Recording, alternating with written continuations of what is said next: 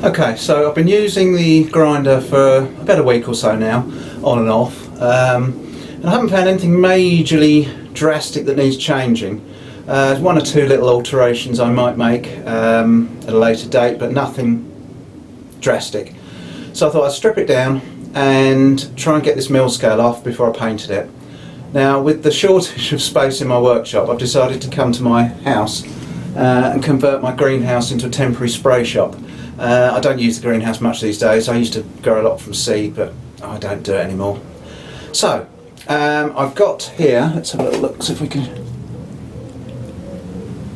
just a plastic tray.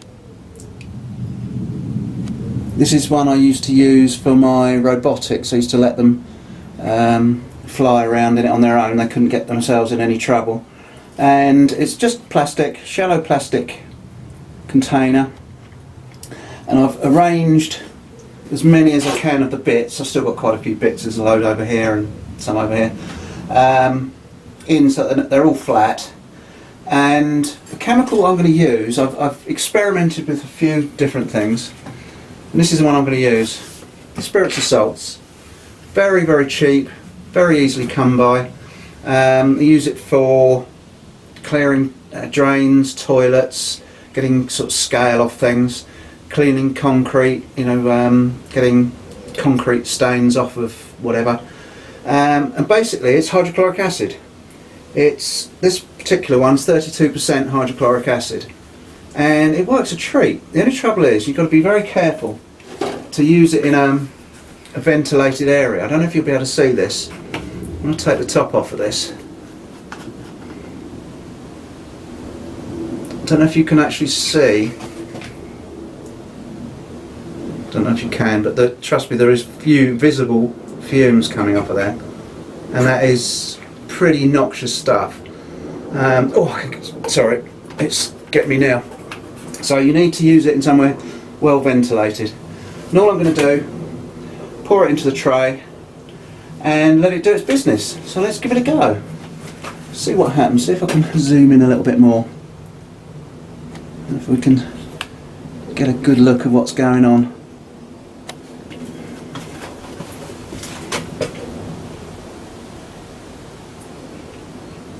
See, instantly it starts to go yellow. Now you can, I think, see the fumes coming off it. Whew. Yeah. That's why you need to use it in a well ventilated space. Right, let's pour the next one in because it's not covered yet. Get as much of it covered as possible.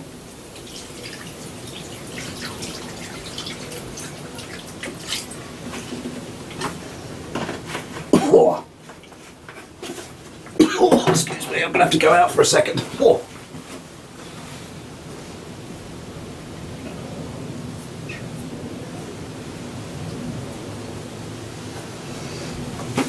Right, well I hope it doesn't damage the camera equipment with the fumes.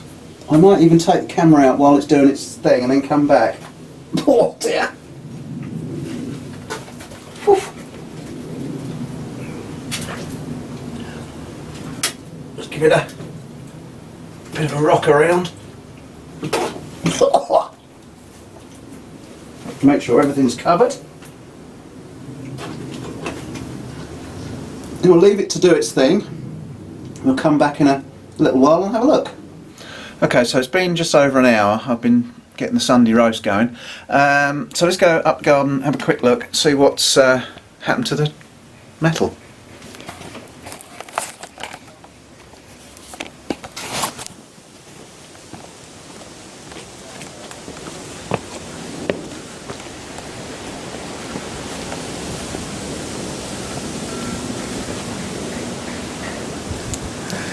I think I'm going to take a deep breath.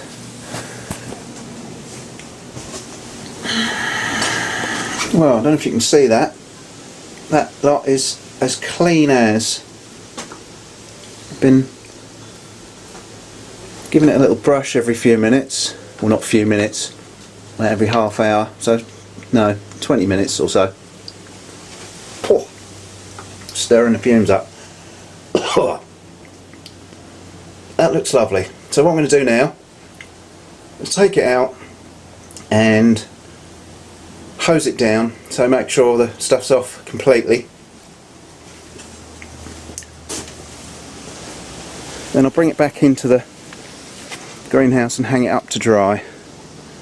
Then hopefully we can get some paint on it. But whilst this one's drying, I'll get the next lot in. So let's go and give it a hose off. Well, there's the first piece hosed off. I'll tell you what, that's lovely. That stuff really does take that scale off. Perfect. So you can use bicarbonate of soda to really neutralise it if you're worried that it's still going to be attacking it. But I've just given it a good old hose. Now I'll hang it out to dry and we'll see if we can get some primer on it. Go and get the other bits and give them a little dry off, or hose off, and then a dry. Okay, so I've got nearly all of them done. I'm actually going to revise the method of operation. Once they're washed off, I really do think it's a good idea to neutralise them. That's what I'm doing there. I've got them in another tray, a bigger tray, just with water and bicarbonate of soda, and you can see the difference. These are neutralised straight away after washing, and they're as clean as. These I didn't. I let them dry first, and as they've dried, you can see where there's obviously some residue. And same with these. So I'm hoping now that just neutralising them will do the trick. It seems to have done with these. So there's an addendum to the method. Neutralise after washing, even if you wash them down well.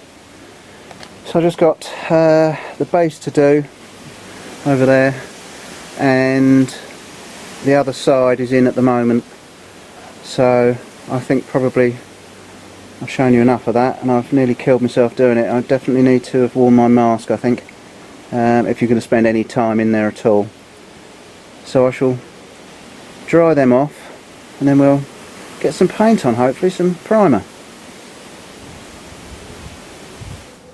Okay, so it's a day later.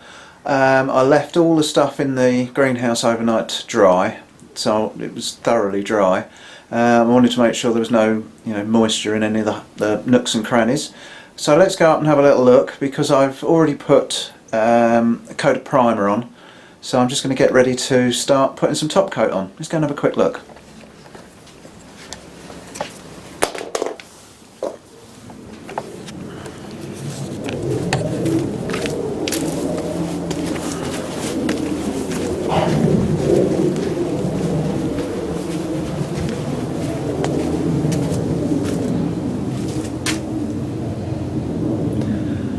Right, there you can see it all primed.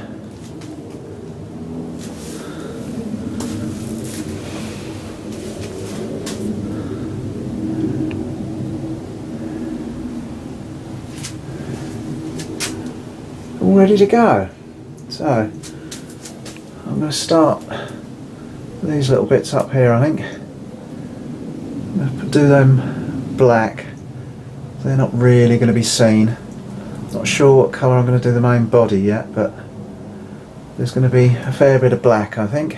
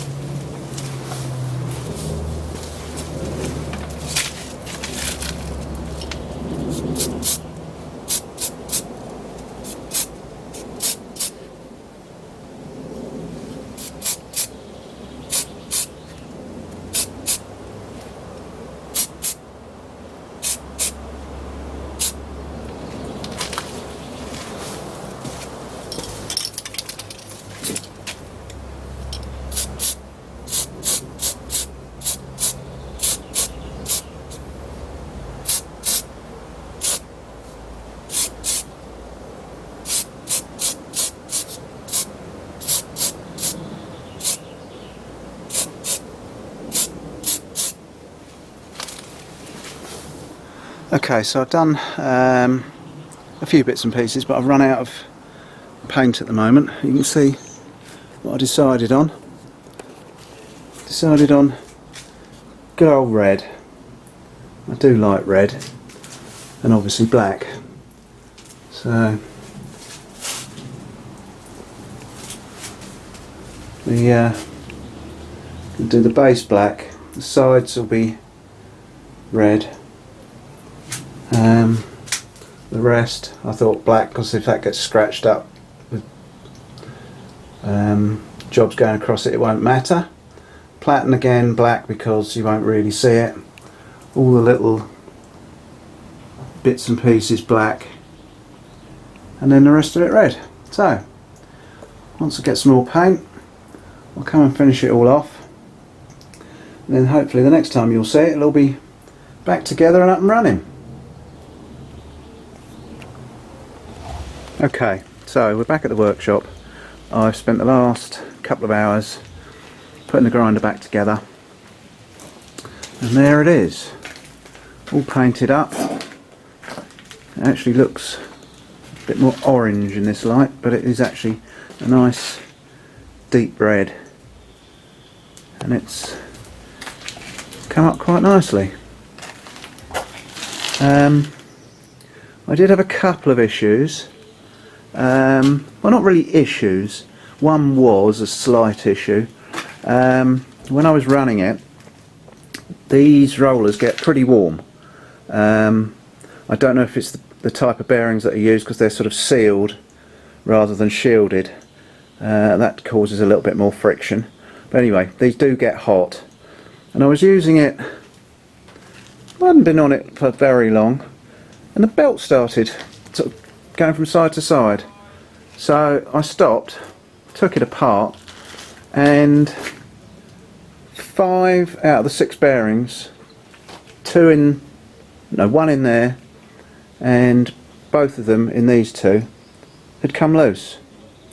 They were just spinning, and I think what's happened, it's just that the tolerances weren't great enough.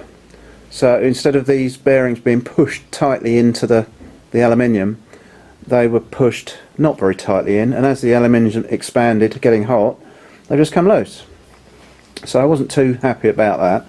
I've solved it by putting a ring of centre dots all around the inside, and pushed the bearings in nice and tight now. I did get on to the people who made them, but I haven't had a reply, so there you go. I did ask them if they might like to just tell whoever makes them to make them a bit of a tighter fit, because they might be selling them to people that might not notice, it might do some damage, and might not be able to cure it. Anyway, that was the first minor issue, and the other one is more of a modification than anything else. Let me just move it round and I can show you. Okay, so this is the other side. Just let you have a quick look at that. Got all my stainless bolts in wherever I could. Yeah, so what I've done, I've put, at the suggestion actually of one of the subscribers, this graphite pad. It's self-adhesive. You buy it in sort of a metre lengths, and it's the sort of stuff that's on most grinders from standard. If you look underneath your belt grinders, or even my Big Bertha over here, that one, you can't really see it, that one over there, that's got it on the top plate. Even your ordinary what sort of sanders, what do you call them, the sort of belt sanders you use on wood, you know, handheld ones, they have it underneath them as well. So I'm grateful to whoever it was. I'm sorry, I can't remember who it was that told me. But this just takes out, it's only, well, as you won't be able to even see, it's not even an 1/8 thick, might be 332 maybe. But as I say, self-adhesive, you just cut it to the size you want, stick it on, and it's not soft, but it's just going to take that little bit of a bump out from the joints on the belts, and also it's going to stop the platen wearing so much, and it's sort of a lubricant. It's really slippery. That's the graphite, and it's very slippery. So anyway, I think that's going to work a treat. So there we go. 10 episodes. I don't know how many hours I've put into it. I could probably roughly work it out. And it's cost me approximately, at the time of making this video, about 460 quid, which some people say, oh, that's a lot of money, but I wanted to make something that's going to be robust, it's going to last. It'll probably outlive me because it is a chunky old piece. I can't lift it. It's that heavy. Don't know how much it weighs, but I wouldn't want to try and, well, I've tried to lift it and I can't. Anyway, so there you go. The plans, well, not really the plans, but the CAD drawings are in the description. So if you want to download the CAD drawings, please feel free.